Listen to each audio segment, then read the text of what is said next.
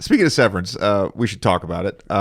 Just can you give us sort of the backstory about how you got attached to the show? Yeah, I mean, it was just a sample piece of writing that came into our production company. I have a production company, had one for 20 plus years, and it came into our production company as a sample. A guy looking to try to have a meeting. This guy, Dan Erickson, who's turns out to be a brilliant writer and had never had anything produced before. And we read it.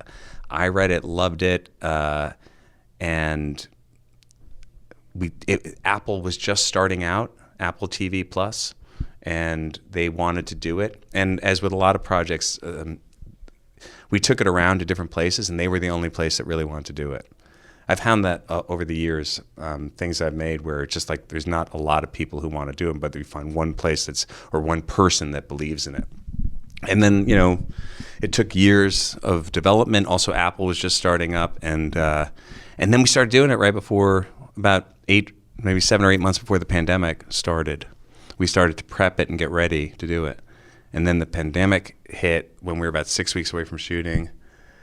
And it's been a long process, a really long process. And a lot of it, we got delayed a number of times while we were shooting it too. But I think a lot of those delays ended up helping the show get better because we had time to kind of go back and regroup and rewrite and have more time to prep it. And but it's an interesting concept. I just was fascinated by the concept of like, what if you could put a chip in your head and you forget who you are when you go to work, and then when you leave work, you don't remember what happened.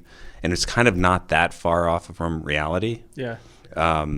And it just happened that when the show came out after all the last few years, this sort of work-life balance question has really it's really sort of hit a moment in time when people are really questioning what it is to go to work and how important it is to work. And we even felt that while we were making it. I mean, there was stress and tension from within the crew and the cast of having to go and do this thing every day. We shot for something like 140 something days, and every day going and testing and being in the PPE and doing working these hours.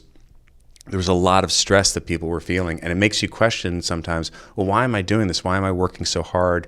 Why are the rules set up this way? The structure, right around with the time we finished shooting the unions, the unions for crew people were contemplating a strike at that point and almost did, but then were able to settle. And it was a moment in time where everybody was sort of questioning, like, why do the work conditions have to be the way they are? And things that we've agreed on over the years, looking at it. I think the pandemic sort of altered our view on what the priorities in our life should be.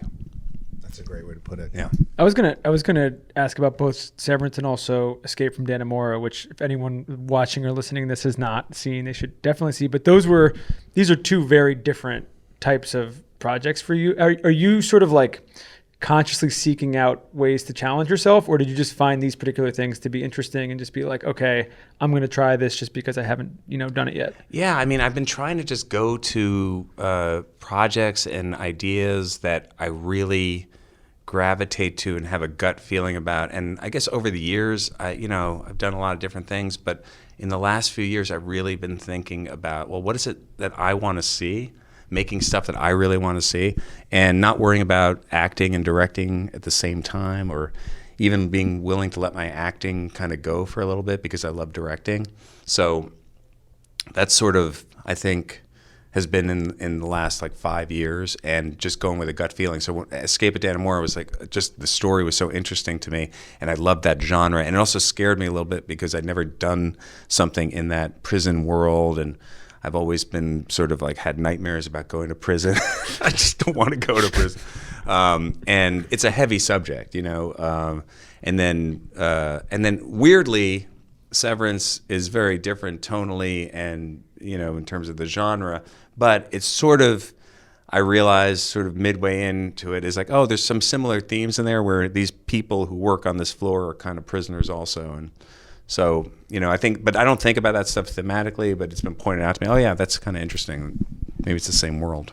On the topic of reception, so on one end of the spectrum, Severance. Right. Let's say the other end of the spectrum is Heavyweights, right, just in terms of Rotten Tomatoes. Right. Is there a project you've done, either as a director or as an actor, that you feel like is very underrated? Oh gosh. Not necessarily by Rotten Tomatoes, but just in terms of either box office or like we've touched on the cult classics, of course. Right. But like, is there something that you're like, man, it's really good? Yeah, I mean, I don't know. Like, it's hard to. I don't get into analyzing my own stuff because it's sort of, I don't have perspective on it. I have feelings about the experience, and then but I don't look at stuff that often that I've done. So like to really like maybe something I thought was good that I did 10 years ago, I unless it maybe somehow comes up on, flipping the channels or something, and then even then it might be like, I can't deal with watching this right now. Or sometimes you'll watch it and go, oh, that's interesting. Like, that wasn't so bad, but I find it dangerous to do that because it just takes me into the past. So are you you're always thinking about the next thing? Well, I'm thinking about where I'm at now and like what I want to be working on, but it's hard not to be aware of all the work, because like I'll do an interview and talk about it, and I am appreciative of it because I really enjoy doing most of it. It's just, they're like like this movie Greenberg I did with Noah Baumbach. I really enjoyed doing. It was, I think it might have been the lowest grossing film that Focus Films ever made. Still a record. But really, really loved making it. And gosh, I don't know. I mean, over the years, just, the actual success of a project doesn't really correlate necessarily with your feeling about the experience or what it is.